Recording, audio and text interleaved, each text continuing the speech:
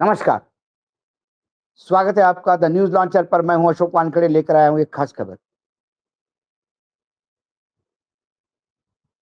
नेता खासकर यदि मुख्यमंत्री हो, तो उसे एक मैच्योर्ड नेता होने की ज़रूरत है।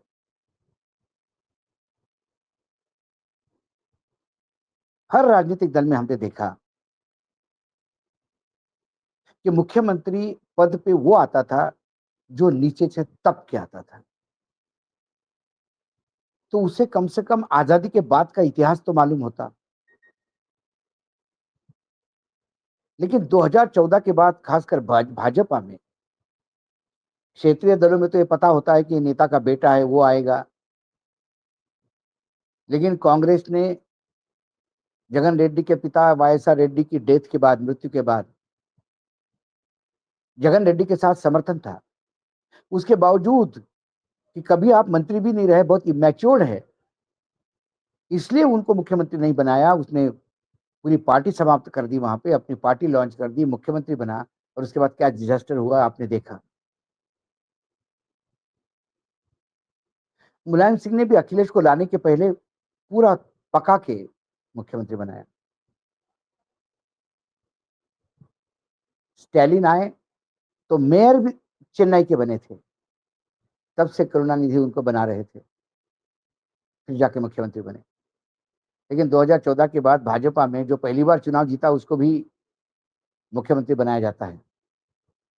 तो अवकाश से ज्यादा जब आदमी को मिलता है, तो उसका थोड़ा दिमाग खराब हो जाता है। फिर वो कुछ इतिहास लिखने लगता है, और उसे लगता है कि जो मैं बोल रहा हूं वही ब्रह्म वाक्य है। और बड़ी ताकत के साथ और विश्वास के साथ अपने अज्ञानता का प्रदर्शन करते हैं और हंसी के पात्र बनते हैं।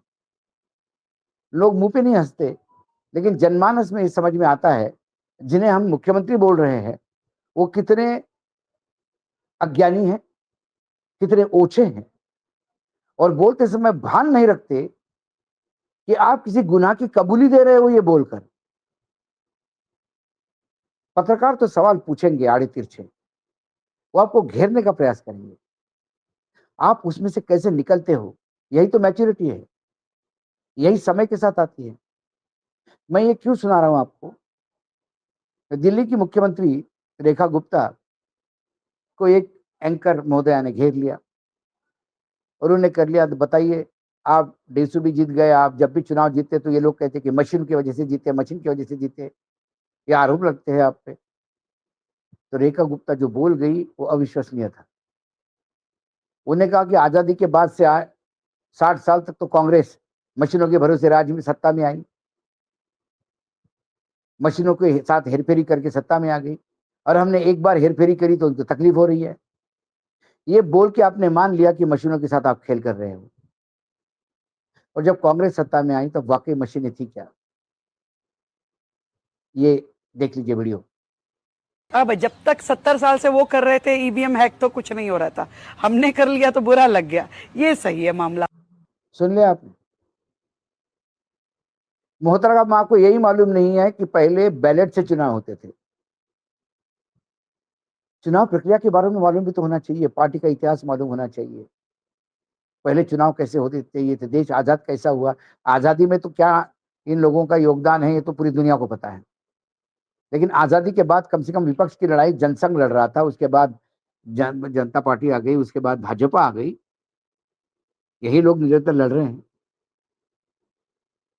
ये रेखा गुप्ता भी उस पैरा ट्रूपर के लॉट में आती है, जहां ऊपर से भेजे जाते हैं। वो कहती है कि ईवीएम से ये लोग लगातार सत्ता में रहे। अब देखिए, 1977 में पहली बार ईवीएम के बारे में विचार मन में आया किसी को। फिर जब ये मन में आया, तो जो electronic corporation of India limited, जो भारत सरकार का एक उपक्रम है, उसको ये बोला गया कि आप कुछ ऐसा, जो हमारा सोच है ईवीएम का, ऐसा कुछ बना सकते हैं क्या। तो 1979 में उन्होंने एक प्रोटोटाइप बनाया, कुछ मशीनें बनाई। फिर 19 से उसमें भी ट्रायल एरर होती रही।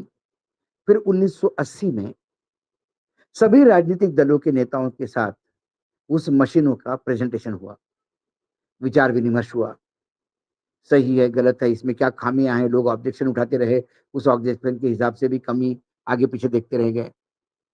और फिर election electronic corporation of India limited ECIL और भारत इलेक्ट्रिकल कॉर्पोरेशन बीईसी, इन दोनों को ईवीएम मशीन बनाने का ठेका दिया,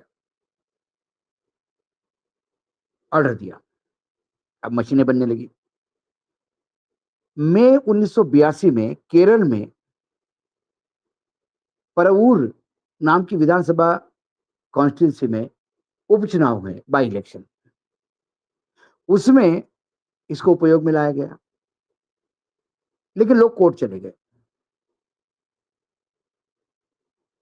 कानूनन चुनाव बैलेट से ही होने चाहिए।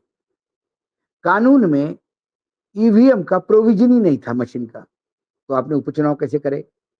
हंगामा हो गया।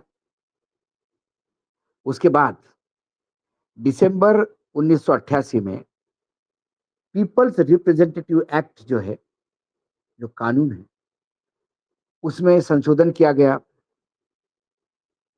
और 1990 में ईवीएम मशीन चुनाव आयोग यूज कर सकता है,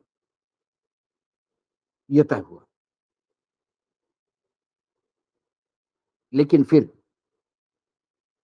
चुनाव में ये यूज हो नहीं रही थी, क्योंकि एक और कानून में अमेंडमेंट जरूरी था। वो था conduct of election rule 1961। Peoples representative act 1951 amend हो गया, संशोधित हो गया। उसके बाद 1992 में कंडक्ट ऑफ इलेक्शन रूल 1961, इसमें भी संशोधन हुआ और फिर जाके ईवीएम का उपयोग कानूनन अलाउ हो गया। लेकिन फिर 1998 में 25 राज्यों के जो चुनाव हुए फेज वाइज, पहले 5 राज्य फिर 4 राज्य, तो 1998 से 2004 तक राज्य सरकारों के विधानसभा चुनाव में ईवीएम का यूज हुआ। आगे चल के 2004 में पहली बार लोकसभा चुनाव में ईवीएम का यूज हुआ 2004 में। लेकिन फिर 2009 में तात्कालीन विपक्ष फिर चला गया कोर्ट में, सुप्रीम कोर्ट में। उन्होंने कहा इस मशीनों में गड़बड़ है। 2004 में भी कांग्रेस जीती, 2009 में भी कांग्रेस जीती, गड़बड़ है इसमें। फिर सर्वोच्च न्यायालय ने वीवीपैट पे बात की कि वीवीपैट होना चाहिए। फिर वीवीपैट पे संशोधन हुआ, पर वीवीपैट इंट्रोड्यूस हुआ और फिर उसके बाद 2024 के चुनाव तक ईवीएम यूज हुई। तो 2004 और 2009 यहाँ पे 2 इलेक्शन, 2011 का एक इलेक्शन, सॉरी 2009 तक हो गया। फिर 9 के बाद तो 2014 का इलेक्शन हो गया, 13 का, 2013 का। उसमें तो बीजेपी आ गई। फिर बीजेपी 14-13 में आ गई, 13-14 में आ गई, फिर 19 में आ गई, फिर 24 में आ गई। ईवीएम पे ज्यादा चुनाव बीजेपी जीती है लोकसभा के, कांग्रेस की तुलना में। और हमारी मुख्यमंत्री दिल्ली की, जो मुझे खुद शर्म आती है, मैं दिल्ली वासी हूं, मैं मतदाता हूं, अभी मेरा नाम कट गया था, बड़े जद्दोजहद से अभी मैंने नाम। और जो ज्ञानेश कुमार बड़े चौड़े होकर बताते हैं कि वो ऐसा नाम नहीं कटता, लोग जाते हैं, मेरे यहाँ कोई नहीं आया था। हो सकता है कि मैं सत्ता पक्ष को सवाल पूछता हूँ इसलिए नाम काटा गया हो, मेरे परिवार के बाकी सदस्य था, मैं नहीं था।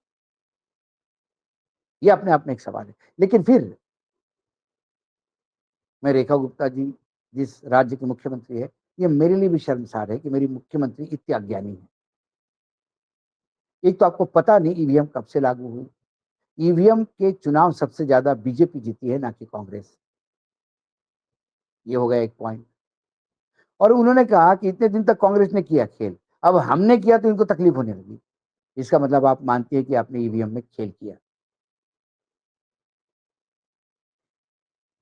रेखा गुप्ता का कोई रोल होगा नहीं। रेखा गुप्ता इतने बड़े पोजीशन पे नहीं है कि वो ईवीएम के मशीनों के साथ खेल करे। उसके लिए अलग टीम है, उसके लिए अलग लोग होते हैं, उसके लिए बड़े हाई लेवल के लोग होते हैं।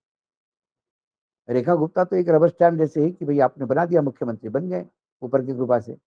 एक तो दिल्ली जहां अधिकार नहीं, आधा राज्य, और वहां पे भी आधे राज्य में भी जो मुख्यमंत्री है वो आधी अधूरी जानकारी और अज्ञानता से भरपूर। भगवान बचाए दिल्ली को।